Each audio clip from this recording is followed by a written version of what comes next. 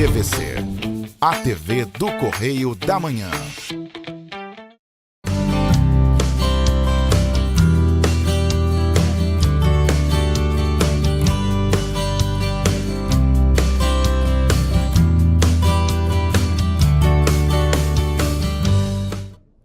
Olá, pessoal! Vamos dar continuidade ao estudo dos movimentos literários que chegaram até o Brasil. Já sabemos que alguns não chegaram até aqui porque o Brasil é de 1500, a Europa é muito mais antiga, mas os portugueses sempre traziam as novidades e depois os nossos brasileiros daqui iam para a Europa para estudar e ficavam sabendo do que acontecia e traziam para o Brasil. Mas antes, vamos aos nossos avisos habituais. A TV Correio da Manhã tem transmissão para Petrópolis, Três Rios e Paraíba do Sul. Mas, se você não tem a assinatura de TV a cabo, você pode acompanhar toda a programação pelo Facebook e pelo YouTube. No Instagram, você acompanha os cortes do noticiário e é muito bom ficar muito bem informado. E caso você queira mandar uma sugestão para o meu programa ou uma crítica, uma correção, porque a gente erra, todo mundo é humano, né? Você pode entrar em contato comigo ou até tirar uma dúvida pelo DDD 24 992950031. Vamos lá, hoje nós vamos estudar o movimento Arcade, tá? O arcadismo, que também é conhecido por neoclassicismo. E aí eu trouxe para vocês a continuidade da linha do tempo. Por quê? Porque nós temos uma sequência e um movimento novo vem em contraposição a um movimento anterior. Isso não quer dizer que aquele anterior acaba e só passa a existir o novo. Não, eles vão convivendo um com o outro, só que é claro que a novidade aparece, fica na mídia mais tempo, né? Hoje a gente sabe bem como é que isso acontece, tá? Na época, essas transições eram muito mais lentas. Hoje, as novidades são praticamente instantâneas. Aconteceu em algum lugar do mundo e o outro fica sabendo quase que imediatamente, tá? Mas isso não quer dizer que não haja trovadores, que não haja pessoas que fazem poemas clássicos. A gente já viu Vinícius de Moraes, que é do século XX, até poemas com música como o rap e o slam, que é comum agora, slame, né, como é que vocês chamam, que é comum no nosso século XXI. Então, ainda tem poemas barrocos, muito bem trabalhados na linguagem, tanto no conceptismo como no cultismo, e temos também o Arcade, que vai voltar mais tarde lá no Parnasiano. Tem a linha do tempo 1, que é a repetição da linha que eu passei nos programas passados, e a linha do tempo 2, que já incluímos o movimento Arcade, que vai contestar o barroco. Por quê? Lembra, o barroco era uma linguagem muito trabalhada, muito rebuscada, com figuras de linguagens. O Arcade não, para que esse exagero todo? Vamos usar a simplicidade. E por que isso estava acontecendo? A gente precisa entender o que estava acontecendo na Europa. Primeiro na Europa, depois no Brasil, tá? Então, o arcadismo, ele vai buscar a vida no campo, o retorno à vida no campo, e vai adotar também as ideias iluministas que provocaram a Revolução Francesa. Ai, aqui correu tudo. Vamos pegar tudo de novo. Abri tudo de novo, porque fugiu. Então, vamos lá. Vamos começar com o contexto. Tá, linha do tempo 2. Então, vamos lá. O arcadismo, que ficou predominante entre 1768, antes da Revolução, a 1836. É claro que a literatura brasileira ela foi evoluindo porque foi nascendo gente no Brasil, indo estudar na Europa e trazendo as ideias para cá, tá? E aí o arcadismo aqui ele vai focar na história do Brasil. Desculpe, o arcadismo é uma contestação da religiosidade, como eu já falei, e do rebuscamento do barroco. E aí eles começaram a trazer a simplicidade, o equilíbrio e a valorização da natureza. Então vamos agora o que tem na Europa. O que estava acontecendo na Europa? A Europa, a gente estava vivendo o início da Revolução Industrial. E aí muitos trabalhadores do campo começaram a migrar para as cidades, cidades maiores, geralmente perto do porto, das fronteiras, onde tinham indústrias, que eram manufaturas, eram as fábricas, porque não queriam mais trabalhar para os senhores feudais, eles queriam ter mobilidade social. Lembra que eu falei da ascensão da burguesia? Que eram aquelas pessoas que viviam nos burgos sem pertencer a território nenhum, a reino ou a feudo nenhum, eles se tornaram mercadores, a gente chama de mascate, aquele que vai de um lugar para o outro vendendo mercadoria, e foram fazendo riquezas, comprando casas, comprando obras de arte, comprando cultura, estudando, coisa que era só para filho de rico, e foram tendo uma mobilidade, uma ascensão social. Se você é camponês, está lá na área rural plantando, e tem aspirações de fazer alguma outra coisa na vida, você muda para a cidade e vem estudar para se tornar um agrônomo, ou um médico, ou um veterinário, que é o que o nosso movimento rural fez na década de 70, 80, tá? Isso aconteceu no Brasil. E imagina isso acontecendo na Europa, o pessoal querendo sair da semi-escravidão nos feudos para ter direito a uma vida nova. Pensa nisso, porque às vezes a gente estuda o movimento literário, mas não entende o que está acontecendo naquela sociedade. E é preciso entender. Começa a ter queda de monarquia, os reis falindo, explorando o povo com altos impostos.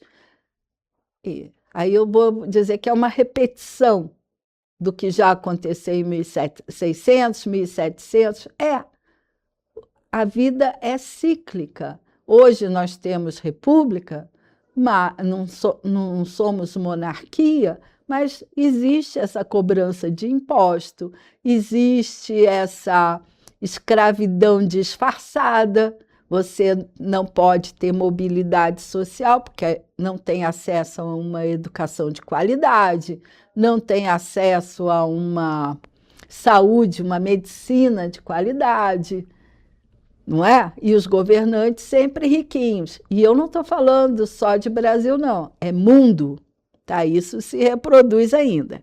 Aí na Europa a gente está vendo nascer uma ideia diferente, que a gente chamou de iluminismo, que é a valorização exagerada da razão, da natureza e o resgate dos valores clássicos. O iluminista, ele queria impor uma nova organização social. É claro que como é que eu vou dizer? Os grupos que queriam mudar essa organização social, eles queriam ficar no poder. Eles queriam assumir o poder de tudo, gerenciar tudo. É só olhar para a Revolução Francesa, que um grupo ficou brigando com o outro. Eles acabaram com a monarquia, derrubaram a monarquia francesa, queriam organizar um Estado-nação, só que um grupo assassinou o outro. Começaram a brigar entre si, por quê? Pelo poder. Aquele que conseguiu sobreviver começou a matar o povo divergente. Foi uma matança para a imposição do Estado francês, sem a monarquia. Depois veio Napoleão e bagunçou tudo de novo. O contexto europeu. Então, já falei do Iluminismo, que é o chamado século das luzes. A razão passou a ser a única forma aceita de compreender o mundo, acabando com o misticismo religioso. Então, a Revolução Industrial, já comecei a falar, a Europa passa por transformações, existe um êxodo do campo muito intenso, porque todo mundo quer mudar de vida, não quer permanecer como é, nem trabalhando para comer. Você tinha um pedacinho de terra que você tinha que trabalhar, parte do que você plantava era do dono do feudo, e você tirava o mínimo para a sua subsistência, que era para você comer e sobreviver e continuar trabalhando naquelas terras. Aí nós temos um início das tecnologias. Como começou a encher de gente nas cidades, tivemos uma poluição, porque foram construindo uma casa colada na outra, sem ventilação, sem higiene, não existia cemitério, não existia saneamento básico, então tinha muita proliferação de doença, mas o valor que eles estavam dando era a simplicidade, em oposição ao rebuscamento barroco e oposição ao luxo que aqueles reis viviam. Vamos continuar. Tivemos um resgate da antiguidade clássica, greco-romana. Os temas passaram a ser universais, não subjetivos, como no Barroco. No Barroco, o poeta mostra os seus conflitos internos. No arcadismo, um tema universal. O amor é universal, não é um amor pessoal. A bondade é universal, a beleza é universal, não é individual. Busca pela harmonia, equilíbrio e proporção.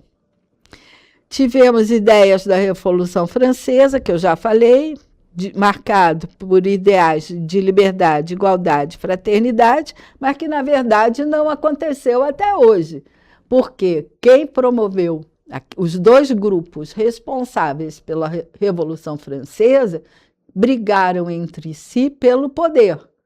Um dos dois grupos assumiu o poder e saiu matando quem questionasse.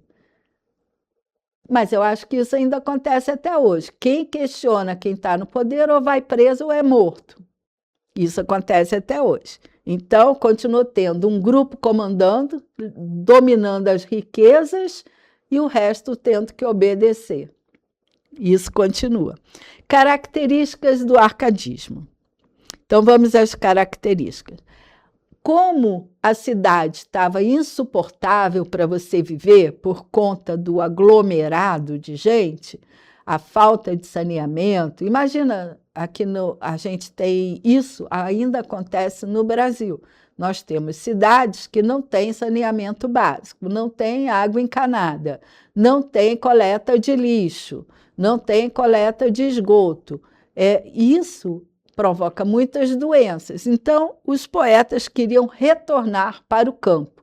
Nenhum deles vivia no campo, mas tinham esse ideal de retorno ao campo. Tá?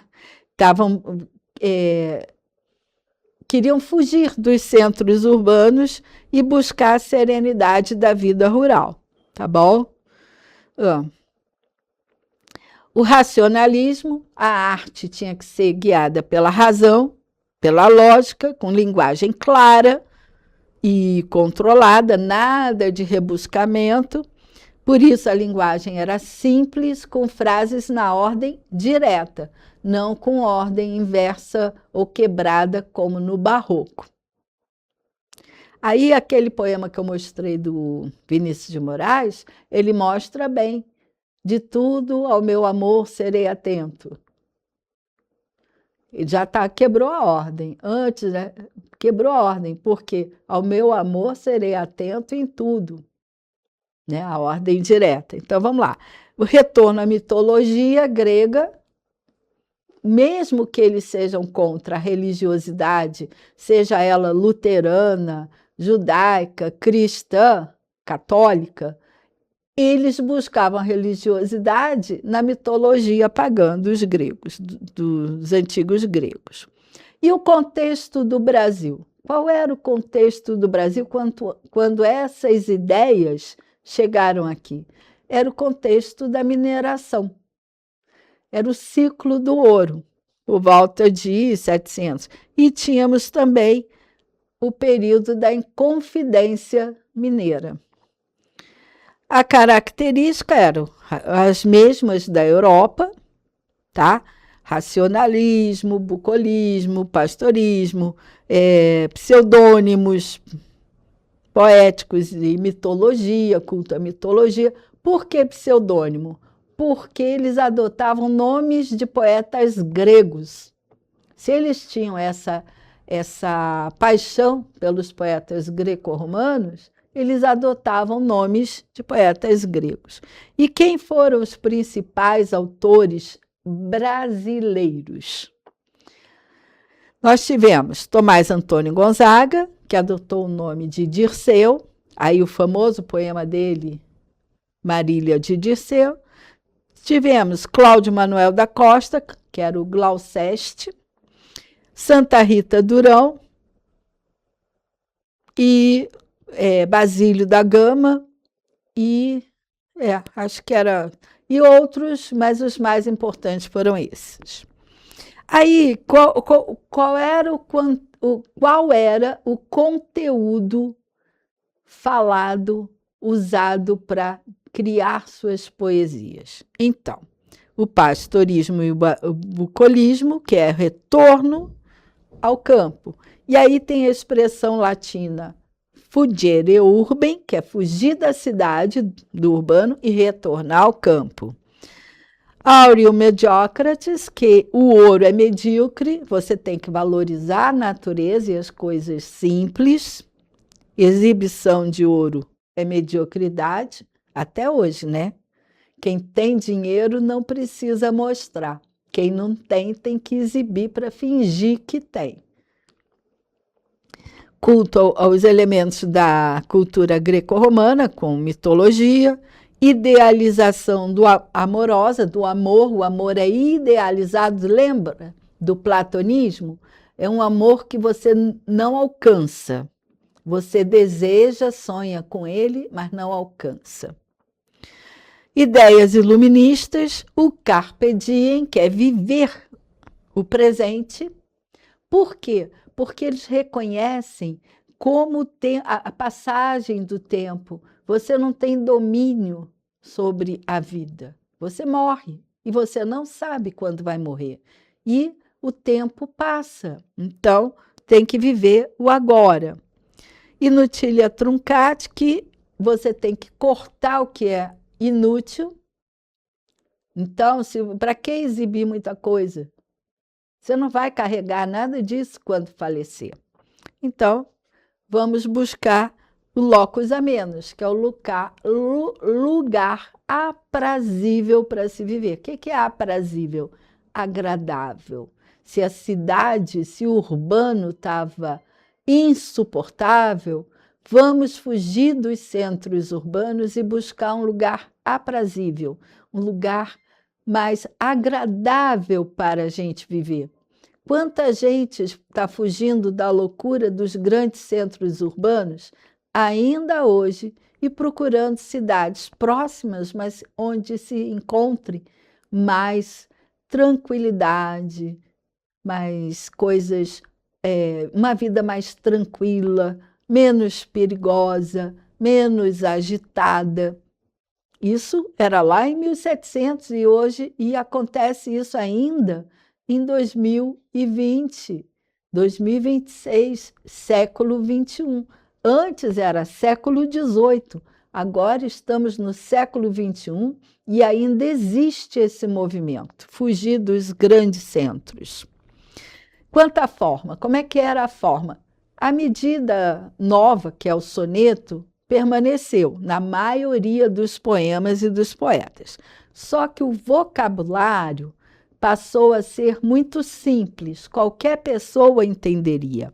Frases na ordem direta, ausência total de figuras de linguagem, principalmente de hipérbole e de hipérbato, manutenção do verso decassílabo, que é a medida nova, do soneto e de outras formas clássicas, como o épico, tipo Homero e Virgílio, que são gregos.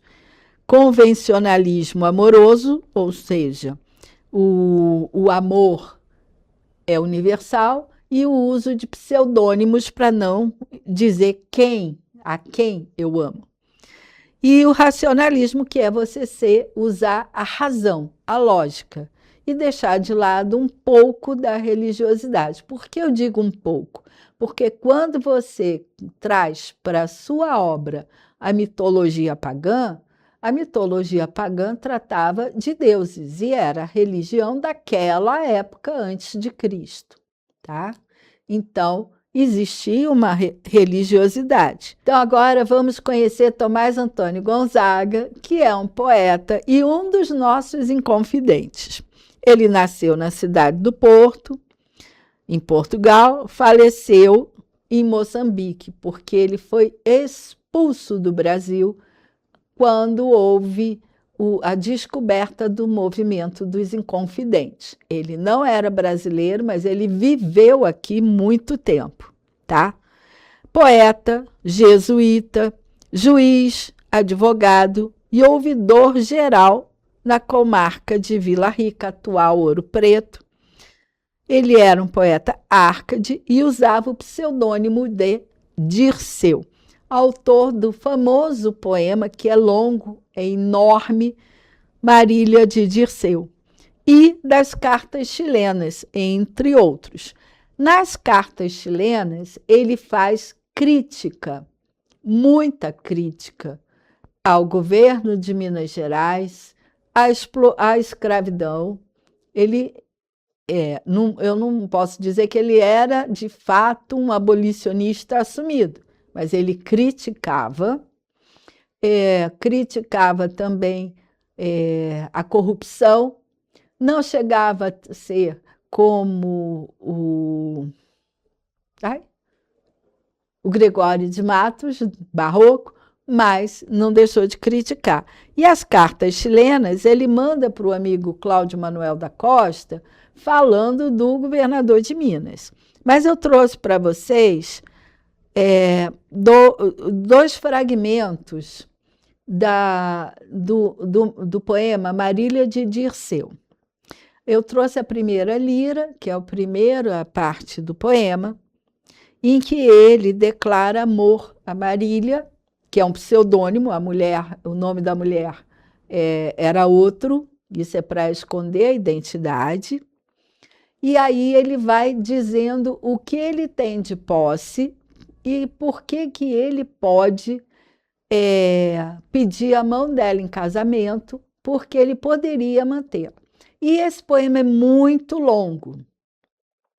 Ele vai falando dos prazeres de você acompanhar o nascimento de uma vaquinha, de você acompanhar o ato de tosquear uma ovelha para usar a lã, fazer a colheita do linho ou do que aquele sítio dele plantava. Ele morava na cidade de Vila Rica, mas tinha posses. E foi imaginando toda essa vida. Depois, o nascimento dos filhos, o cabelo branco deles aparecendo, porque eles estão ficando velhinhos. É belíssimo, mas eu trouxe para vocês só quando ele se apresenta para Marília. Então, imagina um homem se apresentando para uma mulher por quem ele é apaixonado e dizendo, tentando convencê-la a casar com ele. Eu, Marília, não sou algum vaqueiro, ou seja, ele não trabalha para os outros, que viva de guardar o alheio gado, quer dizer, ele não guarda o gado dos outros, ele tem o próprio. De tosco trato, de expressão grosseiro, então ele também não era rude, tá? De frios gelos e dos sóis queimados. Quer dizer, ele não ficava trabalhando no sol. Ele tem o próprio casal, Isso aqui quer dizer o quê? Ele tem o próprio sítio, lugar onde ele habita. E nele assisto. Aqui o verbo assistir é onde mora. Dá-me vinho, então ele tinha uva, legumes, fruta, azeite. Das brancas ovelhinhas tiro leite e as mais finas lãs de que me visto. Então, ele tinha da onde tirar o próprio sustento. Olha, lembra? Fugere urbem e valorizar a vida no campo. Marília Bela. Cadê? Graças, Marília Bela. Graças à minha estrela, ou seja, graças à minha boa sorte. Aí, só continuando esse pedacinho. Mas tendo tantos dotes de ventura, só a preço lhes dou, gentil pastora. Vai tratar a mulher amada como pastora. Depois que teu afeto me segura. Que queres de que tenho ser senhora? Então, olha só. Depois que ela aceitar o pedido de casamento dele, se ela demonstrar querer ser a senhora dele, aí ele vai ficar feliz. É bom, minha Marília, é bom ser dono de um rebanho que cubra o monte e o prado, quer dizer, vai pastar, né? Porém, gentil pastora, o teu agrado vale mais que rebanho e mais que um trono. Então, o amor dela vale mais do que tudo que ele tem. Graças, Marília Bela, graças à minha estrela. Então, esse é o início do poema. E aí ele vai contando tudo. E é enorme, mas é muito bonito. Tem umas 30 páginas. Aí agora eu vou, que não é no final, mas eu vou para uma parte do poema que ele já está preso, está na prisão. Lembra? Os confidentes, os inconfidentes foram presos, denunciados pelo Joaquim Silvério dos Reis. E quem assumiu a culpa da trama de proclamar a República no Brasil foi Joaquim José da Silva Xavier, o nosso famoso Tiradentes. Bom, eu, Marília, não fui nenhum vaqueiro. Fui honrado pastor da tua aldeia. E vestia finas lãs e tinha sempre a minha choça do preciso cheia. Aqui, choça é como se fosse um depósito, uma despensa, onde guarda mantimentos. Estava sempre cheia. Tiraram-me o casal, que é o sítio onde ele morava, e o manso gado. Tudo que ele tinha foi confiscado. Não tenho, aqui me encoste, um só cajado. Então, nem um cajado ele tem.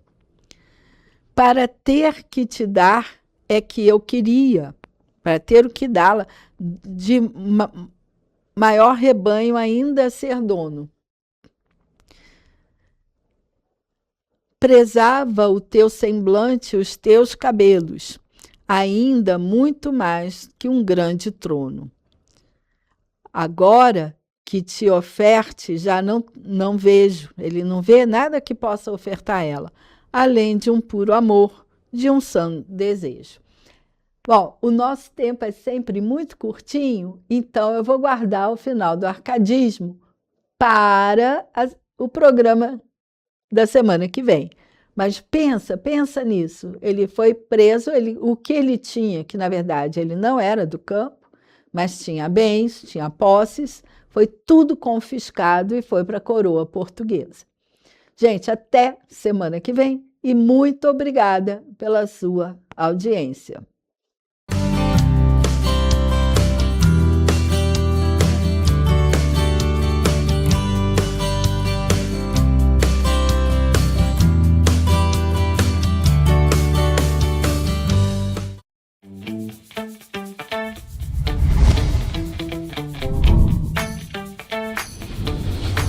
TVC, a TV do Correio da Manhã.